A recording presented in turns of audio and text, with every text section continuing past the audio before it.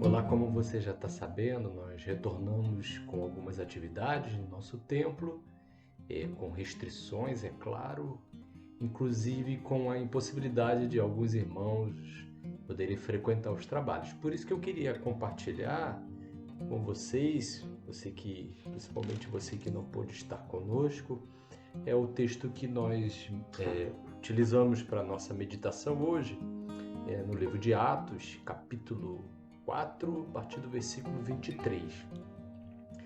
E nós vemos que esse texto relata o primeiro momento difícil que a igreja viveu logo lá no início da sua origem, ainda no primeiro século.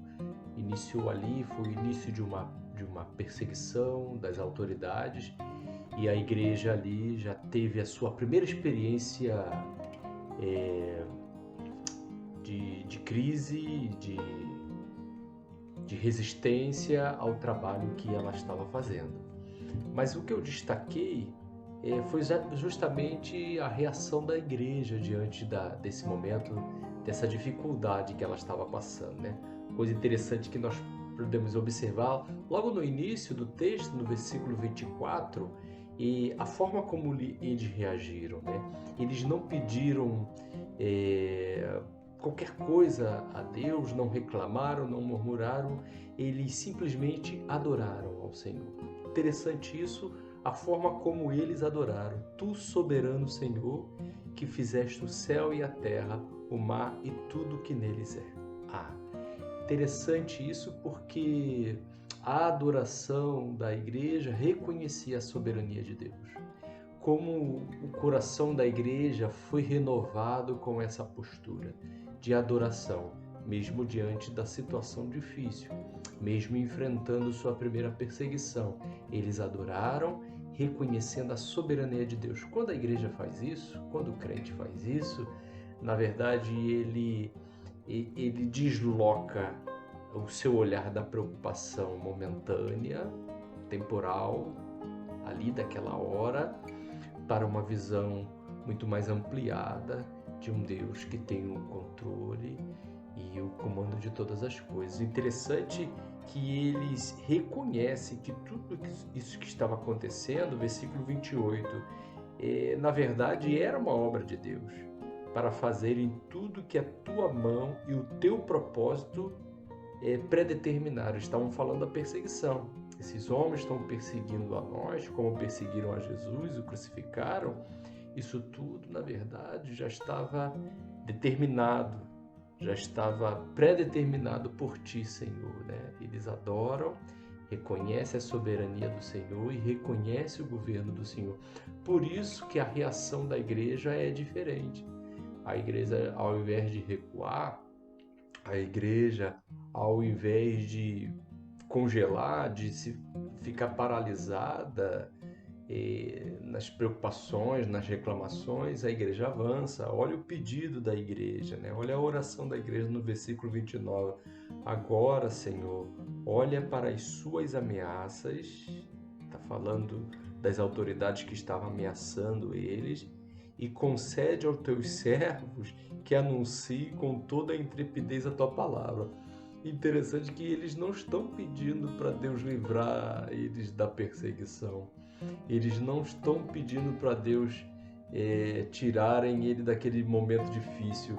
Eles não estão pedindo para o Senhor livrar eles das mãos da autoridade. Eles estão pedindo para o Senhor dar mais poder para poder pregar de forma mais corajosa. Eles estão pedindo coragem. A igreja que olha para o Senhor, a igreja que adora, a igreja que reconhece o governo e a soberania, a igreja pede mais coragem ainda para continuar fazendo aquilo que ela está fazendo, né? Senhor, dar-nos intrepidez. Ele pede para que o Senhor coloque de intrepidez, coragem para eles pregarem a palavra, enquanto Deus continuava fazendo a sua obra, seus sinais, seus prodígios, seus milagres, e assim a igreja poderia avançar, né? Muito interessante a reação da igreja quando na verdade ela poderia recuar, ela poderia se acovardar, ela poderia diminuir, até mesmo acabar. Na verdade, ela avançou corajosamente, pedindo a Deus mais coragem ainda. E a resposta vem no versículo 31. Tendo eles orado, tremeu o lugar onde estavam reunidos. Todos ficaram cheios do Espírito Santo. Para quê? Para que tremeu? Para que eles ficaram cheios do Espírito Santo? Para que com intrepidez anunciasse a palavra de Deus.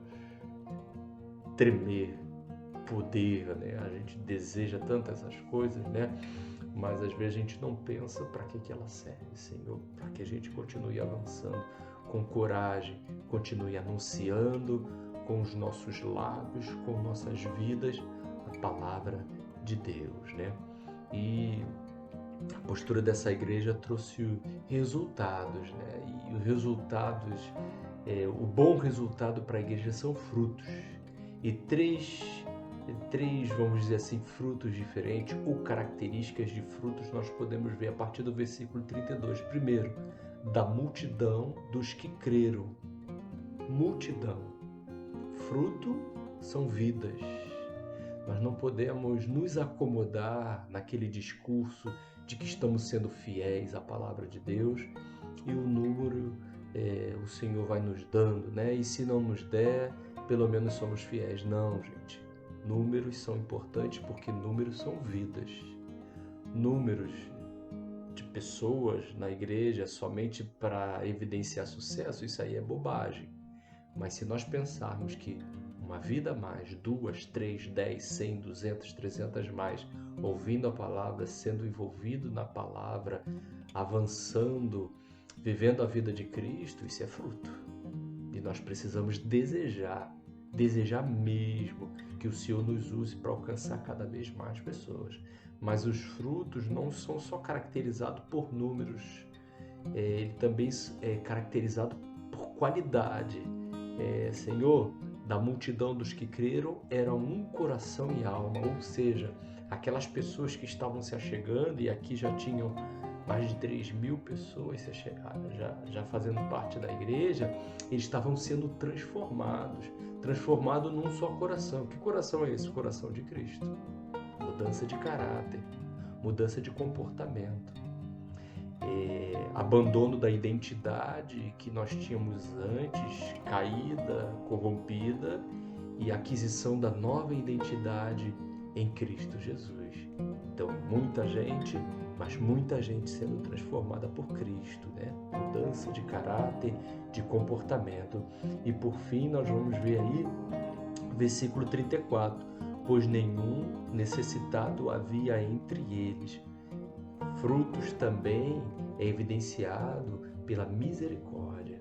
Quando a igreja tem misericórdia, quando a igreja olha, quando a igreja tem um senso de justiça aguçado, quando a igreja não fica parada enquanto as pessoas estão necessitadas, as pessoas estão passando por situações difíceis, estão passando fome, as pessoas estão vivendo com carências difíceis de suportar.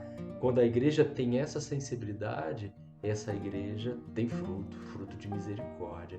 Então, a igreja corajosa, que adorou o Senhor, a igreja que reconheceu a soberania do Senhor, pediu mais coragem para continuar a pregar, a igreja que frutificou com números, com mudança de vida e também com misericórdia.